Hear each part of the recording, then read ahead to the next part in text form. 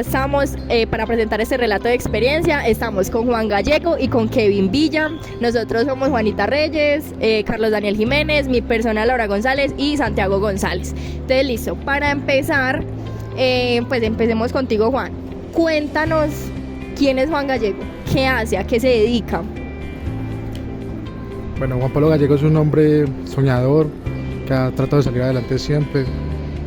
Actualmente me encuentro estudiando licenciatura en Educación Física, Recreación y Deporte en el Tecnológico de Antioquia y soy deportista de la Selección Antioquia para Powerlifting. Cuéntanos, Kevin, ¿quién es Kevin Villa? Bueno, yo soy una persona que me gusta mucho desafiar mis límites como tal. O sea, yo a pesar de la discapacidad no me limito. O sea, es siempre muy difícil uno romper sus límites, pero soy así, o sea, de ponerme retos, o si tengo algún reto, no digo que no. Soy de esos que dicen, bueno, tengo miedo, pero vamos a hacerle. Estudié en el SENA entrenamiento deportivo y soy compañero de Pablo pues en levantamiento de pesas para powerlifting, pero ya de una categoría más bajita y bueno, sí. Bueno, ahora para empezar a hablar directamente sobre el deporte, ya ambos nos dijeron que hacen parte de para powerlifting. Yo quiero saber los dos, queremos saber cómo llegaron al deporte, cómo se enteraron que lo podían practicar, cómo fue ese primer acercamiento de cada uno. Bueno, yo empecé ese deporte en el 2018. Yo desde muy niño siempre busqué muchos deportes, pero siempre a nivel recreativo. Hasta una vez que yo empecé en atletismo, que me vieron mucho potencial, mucha fuerza allá y me empezaron a abrir las puertas en el para powerlifting, en este mundo del para powerlifting. Entonces, por eso empecé, porque allá desde el atletismo me vieron fuerza y posibilidad de ganar más posibilidades en el para powerlifting. ¿Cómo llegaste al deporte? Bueno, yo empecé desde muy joven a entrenar en las calles con pesas de cemento y muchas veces llovía y aún así lloviendo pues yo iba y entrenaba así en los parques de barrio con amigos. Yo nunca había ido a un gimnasio, eso fue en el 2015, nunca había ido a un gimnasio y entonces allá en ese mismo gimnasio daban el deporte que practico pues ahora y un instructor del gimnasio, acá hacen levantamiento de pesas, ¿le gustaría participar? Y yo, sí, sin tener pues mucha idea de cómo era el deporte y bueno, también probé otros, pero a mí me gustó fue este y sí, así empecé yo. Bueno, Kevin, Juan, cuénteme por ejemplo desde su experiencia cómo ha sido ese acceso a los escenarios deportivos y si de pronto han tenido alguna experiencia negativa con respecto a la práctica de un deporte que ustedes han querido practicar, como lo es el powerlift. La accesibilidad al deporte ha sido muy gradual. Cada vez hemos visto más accesibilidad. En este momento tenemos un inconveniente en el Coliseo, que por la parte donde está la rampa mantiene cerrada, que no hay un celador ahí estable, y la parte donde es escalas pues se mantiene libre, entonces siempre nos toca esperar al profesor que nos esté abriendo y cerrando para poder nosotros salir y entrar. Entonces en esa parte es donde hemos tenido más dificultades en este momento en temas de accesibilidad. Kevin, cuéntanos, ¿tú cómo ves esa accesibilidad al deporte o si has tenido experiencias negativas con la misma? Bueno, experiencias negativas uno siempre tiene a donde uno va, siempre hay experiencias pues negativas, pero pues no hablemos tanto como de eso como tal, porque pues si aún vamos a hablar de eso nos vamos a quedar acá toda la vida. Entonces, sí, bueno, de la accesibilidad ha ido mejorando, se han ido adecuando pues mucho los espacios, pero ha sido como todo como muy con las uñas, o sea, es como cuando uno tiene las uñas cortas y se quiere quitar digamos una trenza, así ha sido, o sea, así ha sido como muy peleado todo digamos con lo del deporte y la accesibilidad digamos para nosotros venir a entrenar, los espacios. A veces, Hoy no hay entrenamiento porque no hay agua, listo. Hoy no hay entrenamiento porque hay una competencia. O sea, sí, eso está bien, pero o sea, nosotros necesitamos entrenar. Entonces, partiendo de ahí, son como cositas que a uno lo van sacando de quicio un poquito, pero bueno, o sea, nada es perfecto y uno va. Listo, ok, muchas gracias. Cuénteme por favor, ¿cómo percibe cada uno que esas personas así con discapacidad los observan o qué ejemplo pueden tomar de ustedes ya que practican este deporte como tal? Cuando encontramos otra persona en situación de discapacidad que no practica ningún deporte, o muchos, porque hay muchos que están en los semáforos y así pidiendo, que también los hay, si ven otras oportunidades de vida, ven que sí se puede salir adelante desde una discapacidad.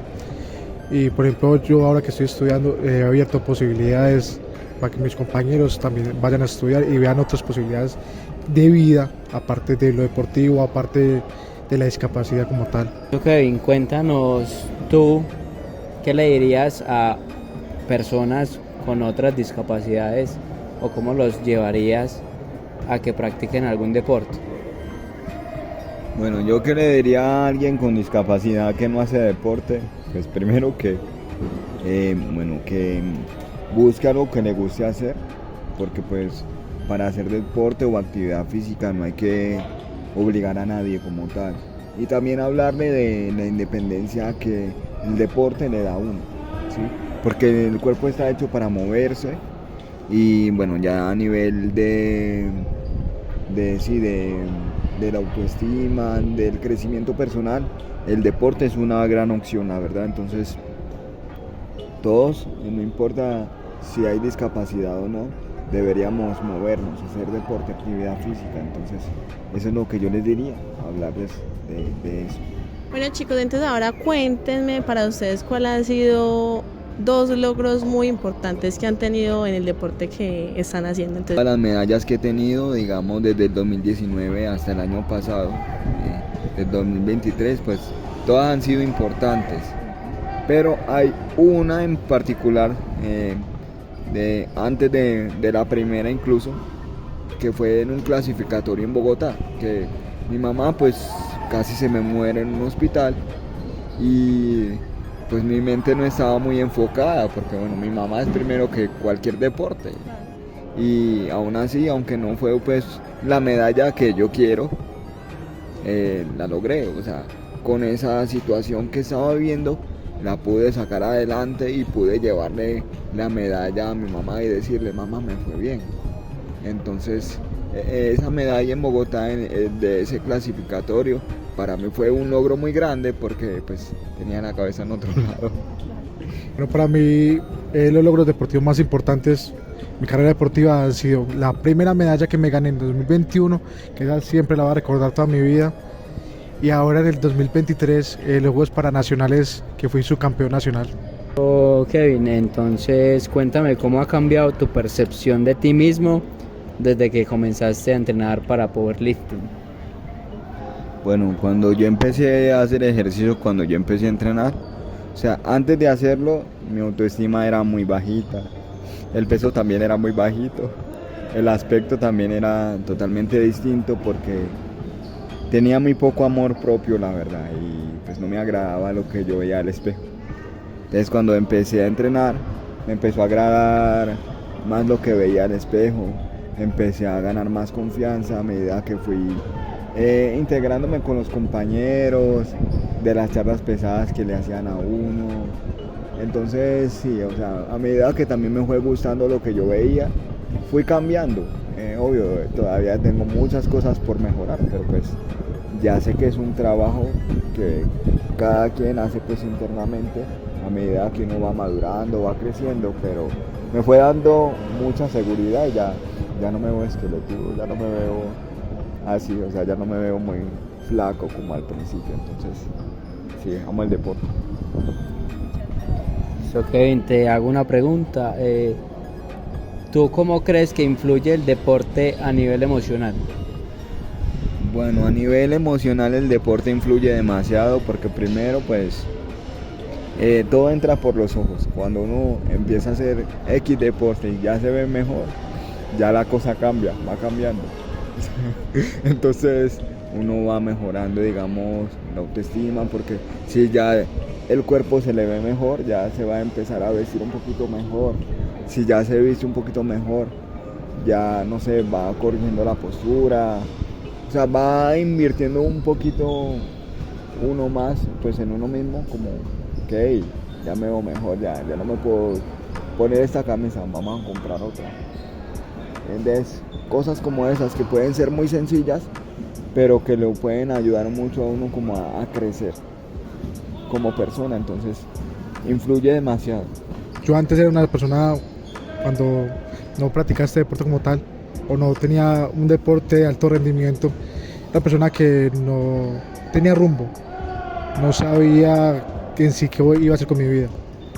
Al encontrar este deporte, encontrar que hay posibilidades profesionales en este deporte, me encaminé mucho por el lado deportivo, me enamoré del lado deportivo, le di un rumbo a mi vida, le di sentido a mi vida, y el deporte es fundamental para mí. ¿Qué rol juega el apoyo de la familia y esos amigos o el equipo así a nivel deportivo? El rol de mi familia para mí ha sido fundamental, sobre todo el de mi papá. Es la persona que más me ha apoyado, no tanto deportivamente como en todos los aspectos que yo he decidido en mi vida. Él ha sido un papel fundamental en mi vida, pues mi familia entera, mi mamá y todo, pero mi papá es el que más ha influido en mi vida, en mis decisiones, y el que más me apoya en absolutamente cada locura que me ocurre a mí. Y a nivel deportivo, los amistades, claro, el apoyo de ellos ha sido fundamental en la hora de competir, a la hora de corregir aspectos técnicos y tácticos. Ellos han sido fundamental, y ese ánimo que le ponen a uno a la hora que uno está compitiendo es fundamental. Bueno, el apoyo de mi familia, sobre todo de mi mamá, ha sido muy grande, porque pues al principio pues no tenía, digamos, mucha confianza en mí, y mi mamá siempre me ha dicho, se puede, nunca me limitó. Yo mismo era el que me limitaba, y mi mamá me decía, no, usted nació así, pero eso no quiere decir que usted no pueda. Y ya mis hermanos, cuando vieron que yo ya no era ese flaco que habitualmente era, ellos dijeron, no, ya tiene brazo, ya se ve diferente, ahora sí ya no lo podemos molestar tanto. Entonces, y la gente alrededor que me hacía bullying, también, no, ya con esos brazos, ya que le vamos a decir, nos cascan. Yo ni siquiera podía ir detrás de ellos.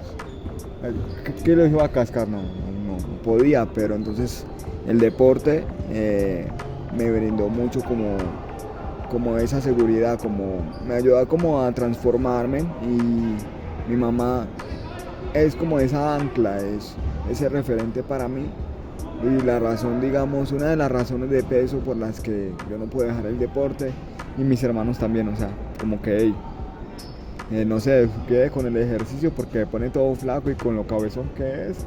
No, vaya, coja una pesa y vaya, levántela. Entonces también a través como del bullying un poquito, pues también me han apoyado, digamos, en el deporte, como diciéndome, no se descuide. Entonces sí, he tenido un gran apoyo. Kevin y Juan, cuéntenos cómo sienten que su discapacidad ha influido en cómo enfrentan los retos de la vida, tanto dentro como fuera del deporte.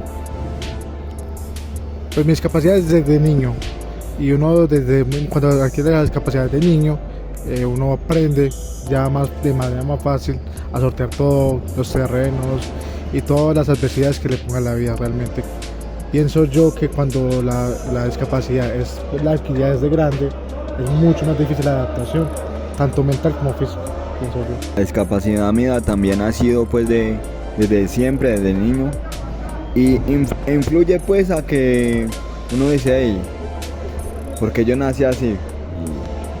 Y está ese cuestionamiento del por qué pasan las cosas, del por qué tenemos el color de piel que tenemos, todo eso. Pero es más que todo también ya estamos así, ahora qué hacemos para para salir adelante. ¿Cómo me visto? ¿Cómo me baño? O sea, una tarea tan simple para ustedes, aunque ya sea simple para nosotros, para poder aprenderla tuvimos que sufrir mucho. O sea, como el mero hecho de ponerse, digamos, una sudadera. O sea, es algo ya muy simple, pero cuando, digamos, es un niño o incluso un adulto en la discapacidad, tiene que aprender pues a hacerlo, y es muy difícil porque es como, por ejemplo, dar una vuelta boba, pero hay que darla para poderse poner el pantalón, por ejemplo. Entonces, la vida como tal, la discapacidad influye en que uno tiene que programar todo lo que hace en torno como a la discapacidad. O sea, por ejemplo, para bajarme de la cama tengo que acostarme de cierta forma, poner una mano primero, después la otra, contorsionarme de una forma, luego de otra para poderme bajar o para poderme subir.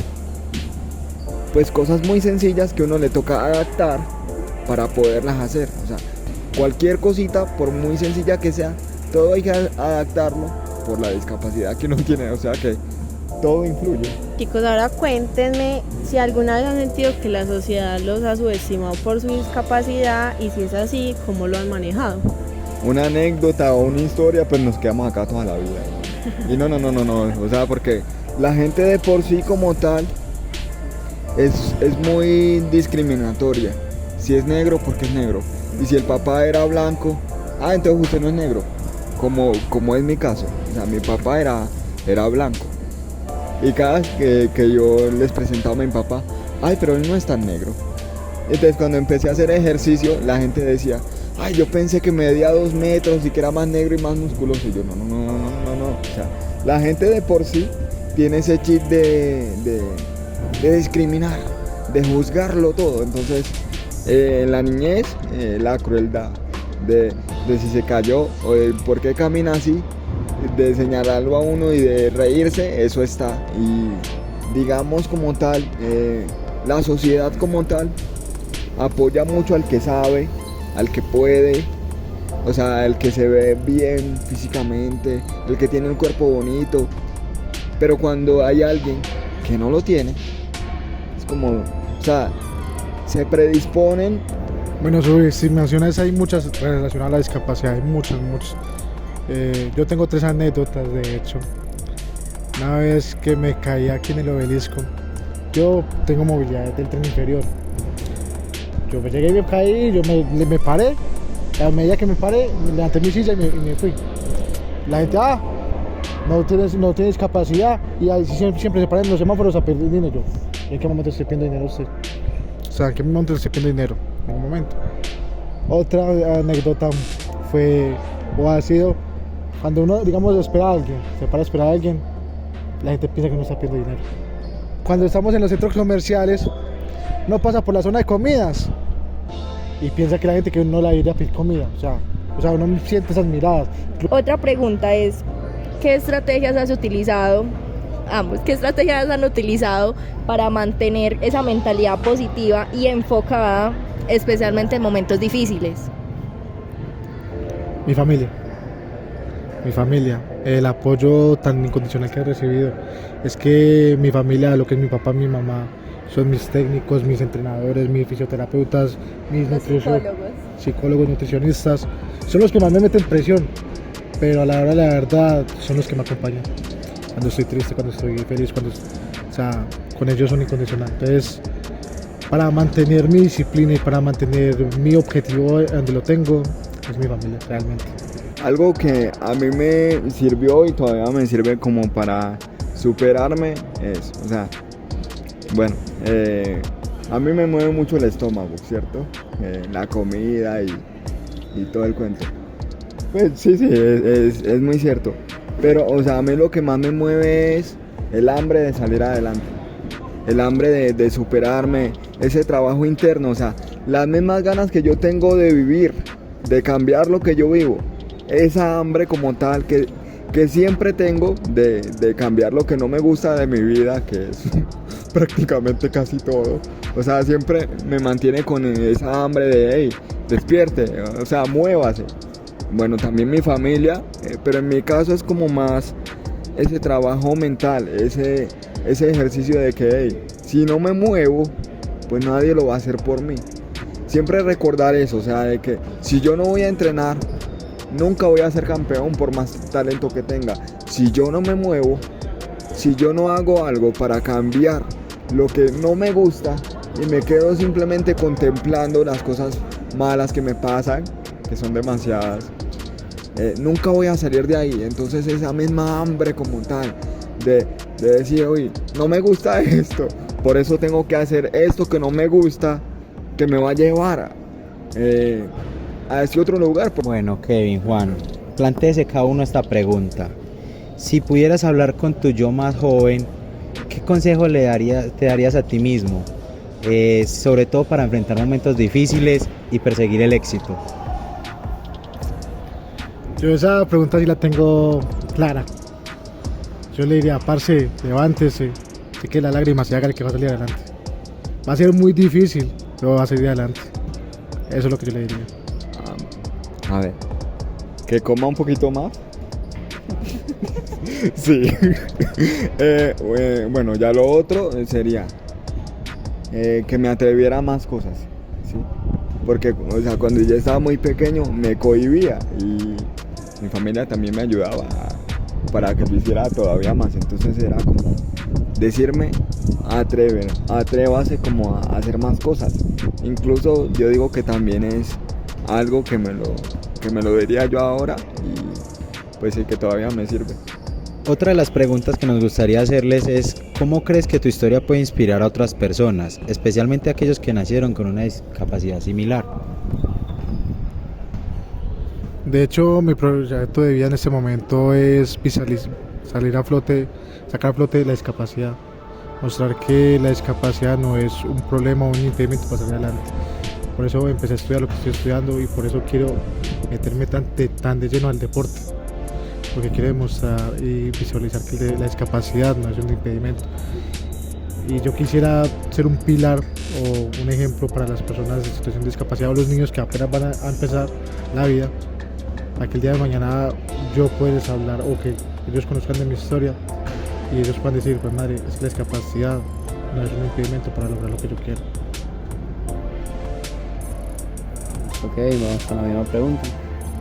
Bueno, ¿cómo podría yo inspirar, mi vida, cómo podría inspirar a otras personas? A ver, pues uno no controla qué piensan los demás de uno, ¿sí? Simplemente yo digo que sería seguir viviendo como tal, seguir trabajando en mí, y si otro me ve y se inspira, pues sí. Y, o sea, mi intención no es decir, digamos, a los demás, sí se puede, pero si la gente a través de mi vida piensa que sí se puede, pues adelante. Muchas gracias, Kevin. Listo, muchachos, ahora vamos ya casi con las últimas. Mirando hacia el futuro, ¿cuáles son tus próximos objetivos, tanto en el deporte como en tu vida personal, Juan? Mi vida personal, pues ya terminar pues, mi estudio, que apenas lo inicié, pero la idea es terminarlo. Y ahora lo más próximo es un torneo abierto de mayores que tenemos el 13 de noviembre en Bogotá. La proyección es pues, la medalla de oro. Es mi proyección en este momento. Bien. Listo, Kevin, vamos con la misma pregunta. Bueno, ¿cómo me va a futuro? Primero, mejorar el color de la medalla. Yo quiero oro. Pues lo veo muy lejos, pero pues si no pienso que lo puedo tener, pues nunca lo voy a tener. Pero entonces yo tengo el hambre de tener oro. Entonces sí, mejorar el color de la medalla, ganar. Yo quiero independizarme. Quiero tener mi casa propia. Sí, y ya después de tener mi casa propia, pues lo que venga. Porque la vida no se detiene. Y pues sí. ¿Cómo crees que tu historia puede inspirar a otros a seguir sus sueños?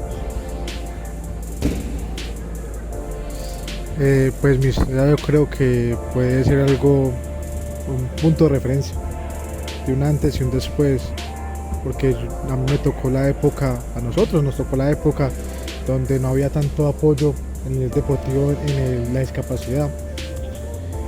Y ahora se ha generado un poco más de sensibilización en ese tema. Entonces yo creo que mi historia puede marcar un antes y un después de ahora como está el deporte en el de discapacidad y como estaba antes. Pues yo espero influir mucho en ese tema. Juan, vamos con Kevin. Me volví a distraer. Repítamelo. Claro. ¿Cómo crees que tu historia inspira a otros a seguir sus sueños? Bueno, mi historia puede inspirar a otros como tal.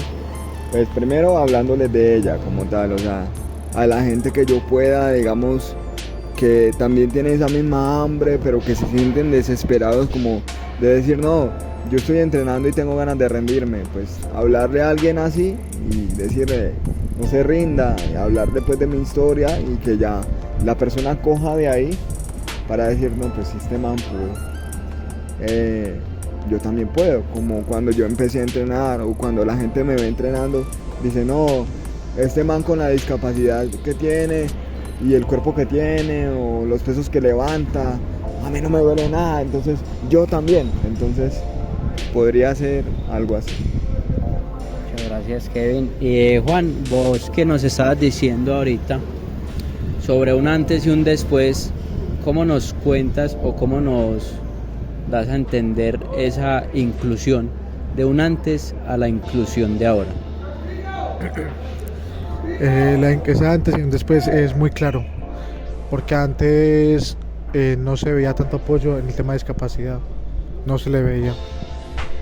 A nosotros nos tocó una competencia muy dura en Bogotá, nos fueron a meter a una pieza donde nosotros nos caímos en las sillas de ruedas y nosotros jodíamos mucho diciendo, nos trajeron a la picota, porque nosotros éramos muertos del hambre y no nos dejaban salir a buscar nosotros la comida.